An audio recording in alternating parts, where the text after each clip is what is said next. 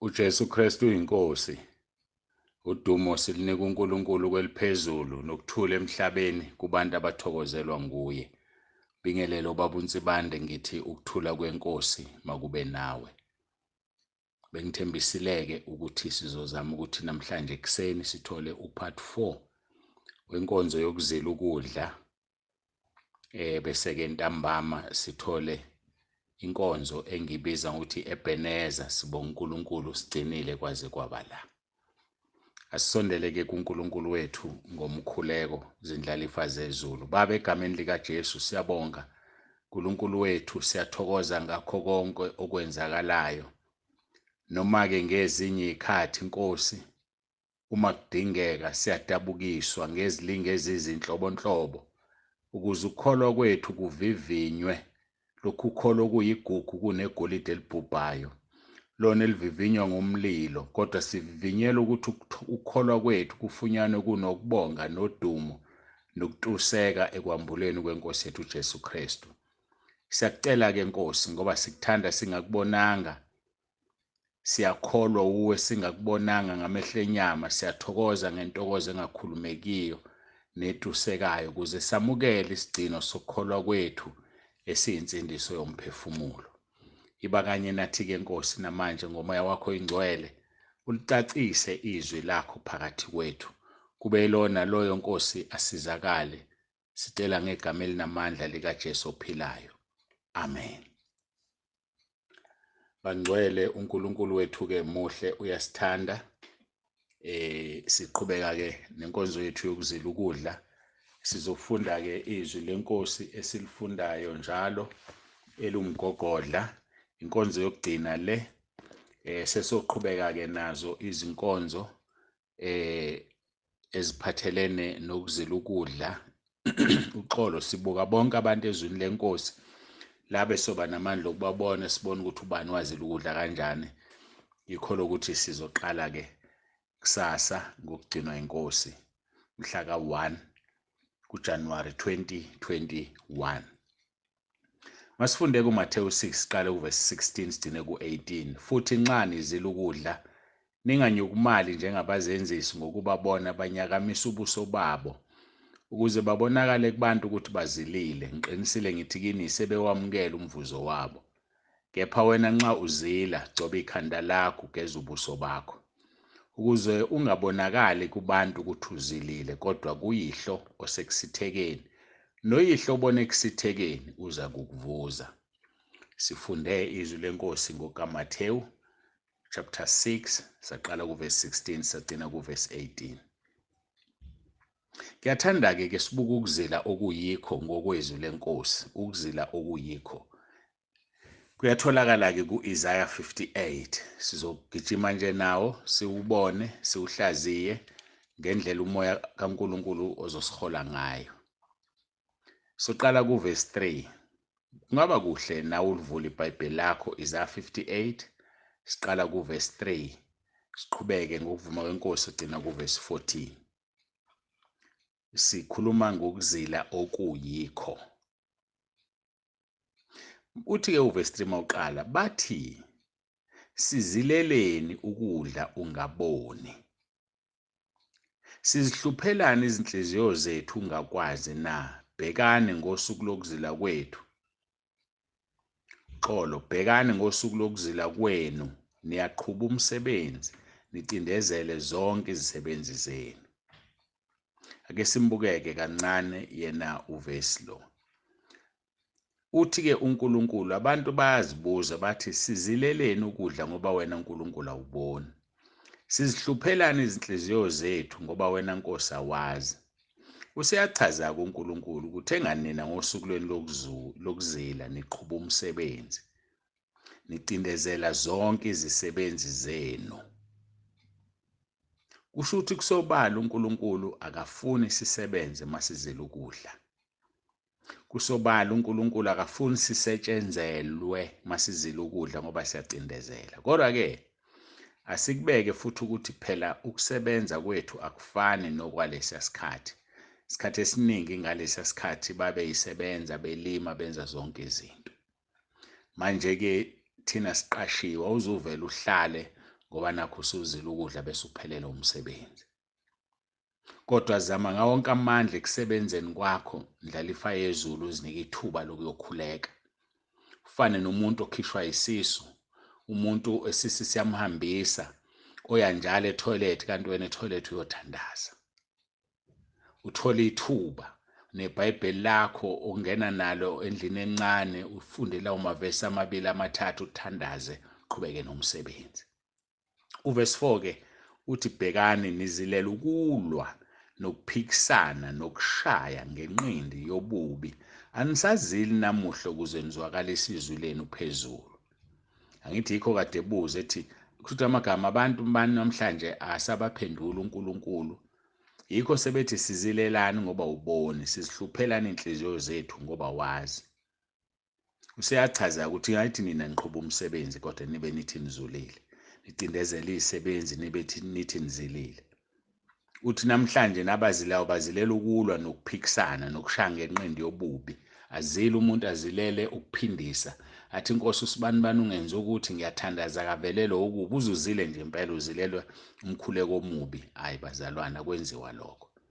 Uvesi 5 uthi ikhona lokhu ukuzila engikukhethileyo yini nosuku lokuba umuntu awuhluphe umphefumulo wakhe, ukuthi umuntu ugobe ikhanda lakhe njengomhlanga endlala indwangu yamasaka nomlotha phansi kwakhe na?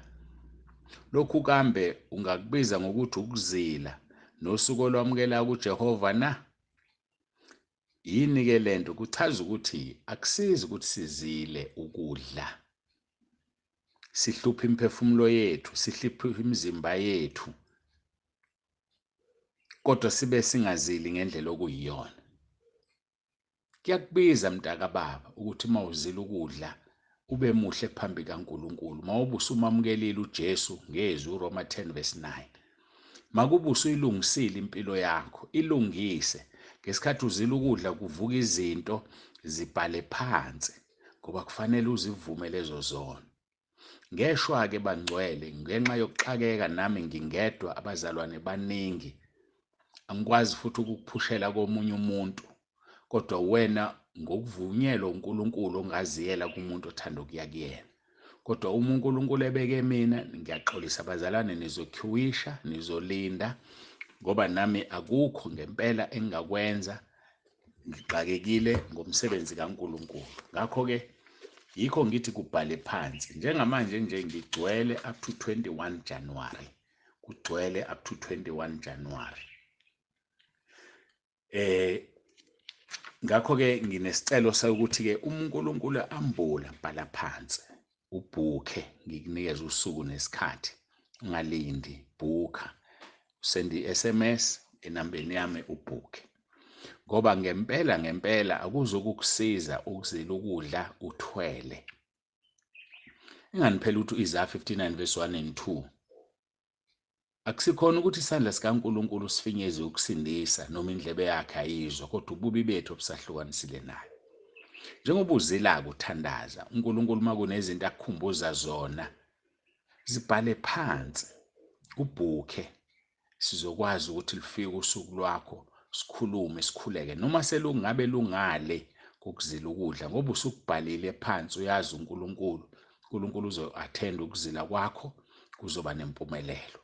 Kodwa uma ungeza ukubhala phansi uzokhohlwa, usathana kususe. So ayikho igaranti ukuthi uzoyikhuluma leyo nto.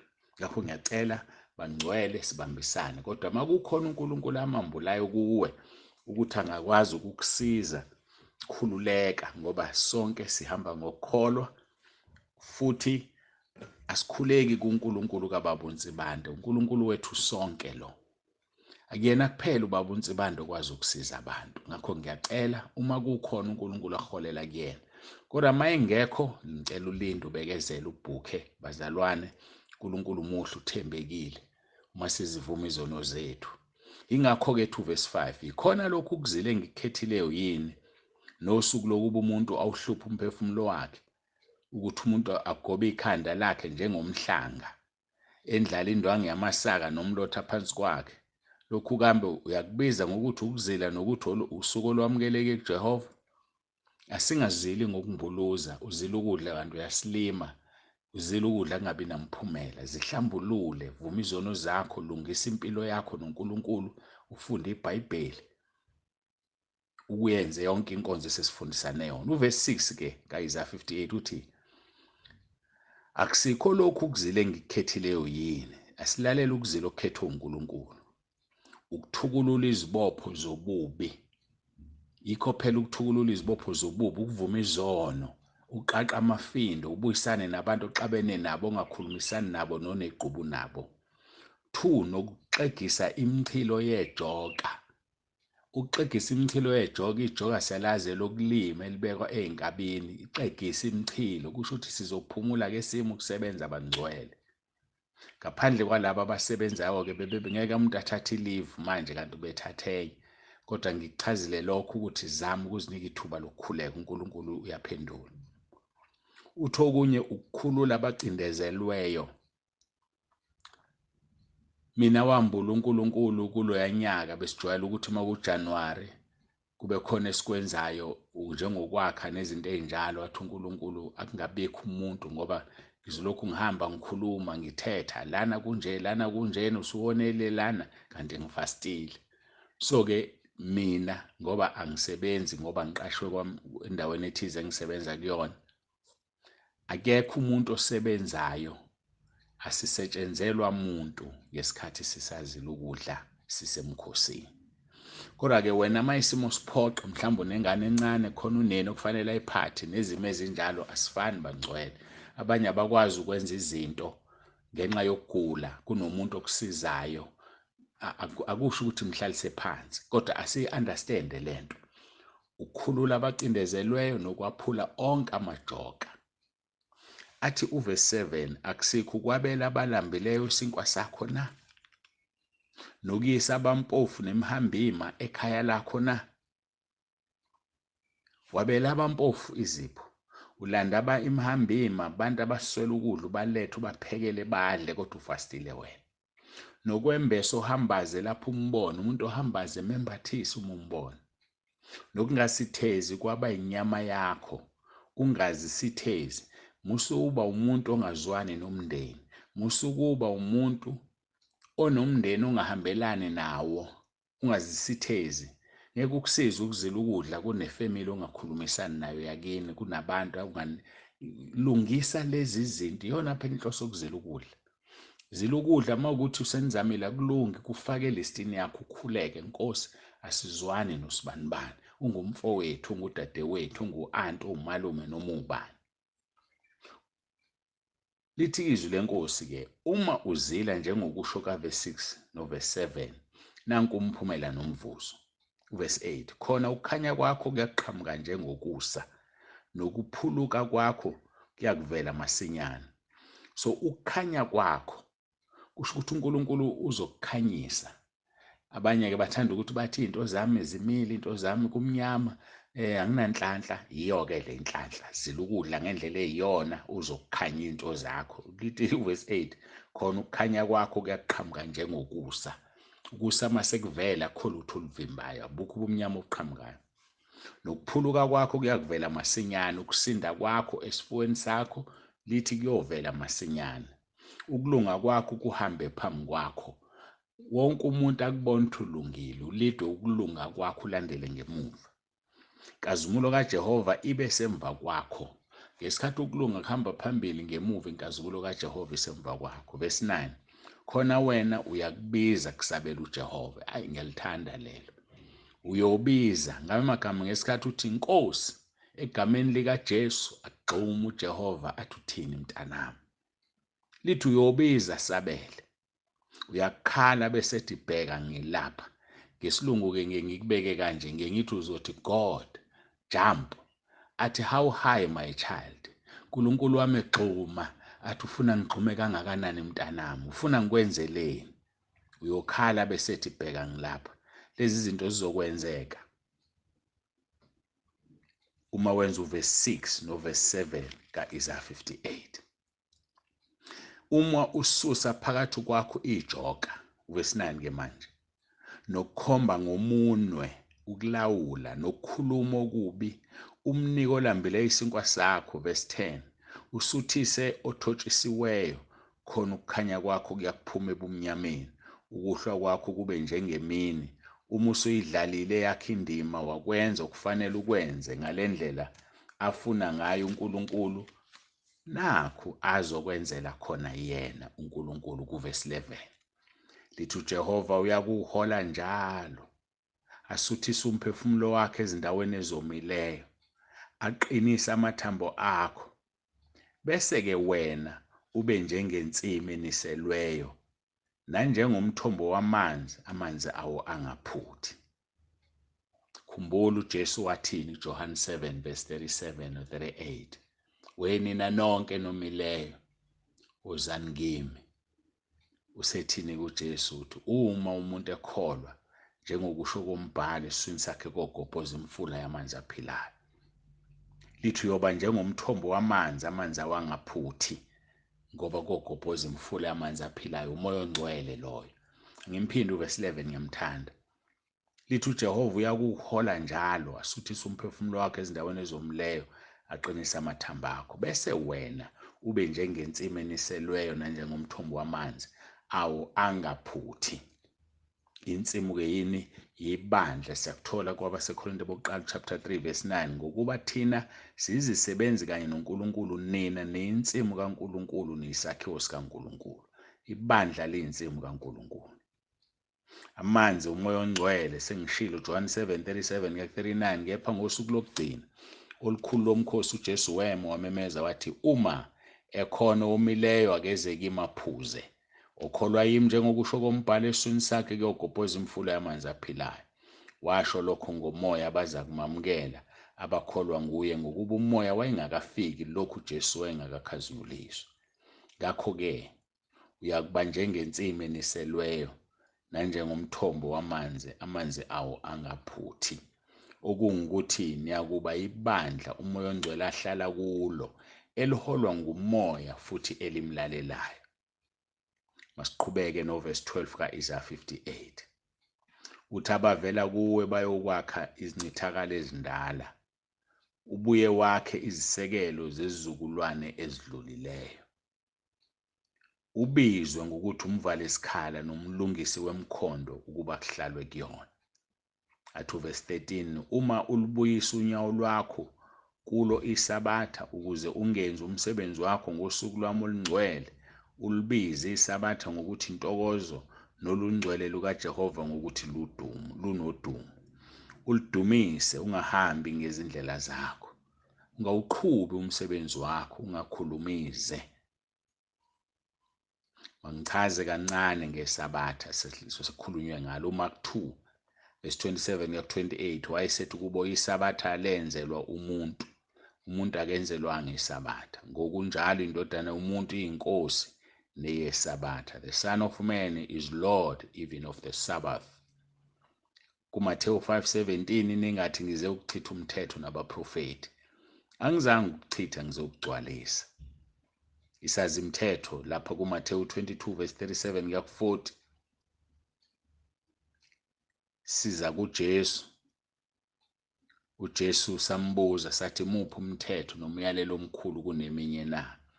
uJesu wathi kuye, woyithanda iNkosi uNkulunkulu wakho ngayo yonke inhliziyo yakho, nangawo wonke umphefumulo wakho, nangayo yonke ingqondo yakho, nangawo onke amandla akho. Verse 38, ilo umyalo omkhulu nokuqala. Verse 39, owesibili ofana nawo uthi, wothanda umakhelwane wakho njengalokhu uzithanda wena. Verse 40 athi uJesu kuleyo yombili kubambelela umthetho wonke nabaprofeti. Uyithanda iNkosi uNkulunkulu wakho ngayo yonke inhliziyo yakho, nangawo wonke umphefumulo wakho, nangayo yonke ingqondo yakho, nangawo onke amandla akho, kuMark 12 verse 30. Owesibili ofana nawo uthi, wothanda umakhelwane wakho njengalokhu uzithanda wena. Kule miyalo emibili kubambelela umthetho wonke nabaprofeti. AbaseRoma 13 verse 8-10, uthando lungukugcwaliseka komthetho. EkaJakobe 2 verse 10-11, ngokuba ogcina wonke umthetho kepha kuqhubeke kowodwa unecala kuyo yonke, ngokuba yena owathi ungaphingi wathi futhi ungabulali, uma-ke ungaphingi kepha ubulale, ngoweqa umthetho. Galatia 3 verse 10 kuya ku14 ngisachaza kancane nje ngephasika ngesabatha ngokuba bonke abamsebenzi womthetho baphansi kwesiqalekiso ngokuba kulotshiwe ukuthi baqalekiswe bonke abangemi njalo kukho kulotshiwe encwadini yomthetho ukuba bakwenze. Kepha ukuthi ngomthetho akukho umuntu olungisiswayo phambi kaNkulunkulu kusobala, ngokuba olungileyo uza kuphila ngokukholwa kwakhe. NakuHabakuk 2 verse 4 kusho njalo. Ngokuba umthetho awusiwo owokukholwa kodwa owenza lokhu uyakuphila ngakho. UKristu wasihlenga esiqalekisweni somthetho ebenziwe isiqalekiso ngenxa yethu ngokuba kulotshiwe ukuthi baqalekiswe bonke abalenga emthini, ukuba isibusiso sika-Abraham ngoKristu Jesu sifike kubo abezizwe ukuze samukeliswe isithembiso sikamoya ngokukholwa.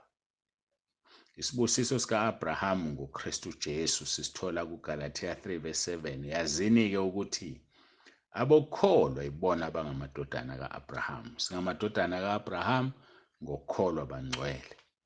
Ngakho-ke kuRoma 10 verse 4 isiphetho somthetho nguKristu kube ngukulunga kubo bonke abakholwayo. uJesu uthi isabatha lenzelwe umuntu akenzelwa ngesabatha, ngokunjalo indodana yomuntu iyinkosi neyesabatha. Ngakho-ke indaba yesabatha thina sisalikhonzi noma asisaligcini ngokwendlela yaqala ngoba thina sikhonza uJesu oyinkosi neyesabatha, ngoba isabatha lenzelwe umuntu kodwa umuntu akenzelwanga isabatha. Masiqedele u-Isaiah 58 sibheka uverse 14 bese kusele yena kuphela. Uma wenza ukuzila okuyikho, verse 14, khona uyakuzijabulisa kuJehova. uJehova akukhweze ezindaweni eziphakemeyo zomhlaba, akuphe ukuba udle ifa likaJakobe uyihlo, ngokuba umlomo kaJehova ukhulumile. Phela siyakhwalifaya ukuba izingane zika-Abraham, uJakobe abe ubaba wethu, ngoba sikhonza uNkulunkulu ka-Abraham, uNkulunkulu ka-Isaka noNkulunkulu kaJakobe. Ngoba Galatia 3 verse 7 esengikhulume ngayo uthi yazini-ke ukuthi abokukholwa ibona abangamadodana ka-Abraham.